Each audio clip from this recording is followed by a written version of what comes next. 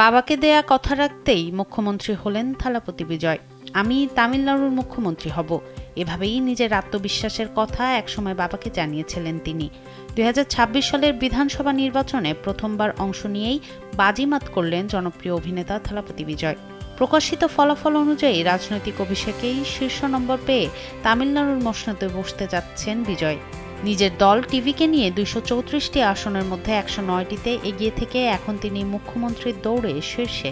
অভিনেতা থেকে রাজনীতিতে পা রাখার আগে থালাপতি বিজয় নিজের লক্ষ্য স্থির করেছিলেন। নির্বাচনে সে লক্ষ্যই যেন ধরা দিল বাস্তবে। ভোটের আগে মন্দিরে প্রার্থনা সেরেছিলেন বিজয়। জোট ছাড়াই একক শক্তিতে লড়াই করে তিনি প্রমাণ করেছেন জনমানুষের প্রতি তার গভীর টান। গর্বিত বাবা এস.এ. চন্দ্রশেখর জানান, গত 2 বছর তার এই অবিচল আত্মবিশ্বাসী আজ ফলাফলে প্রতিফলিত হয়েছে। তামিল মানুষের কাছে বিজয় কেবল নেতা নন, বরং ঘরের ছেলে বা আন্না। বিজয়ের এই সাফল্যে পরিবারে খুশির জোয়ার বইছে।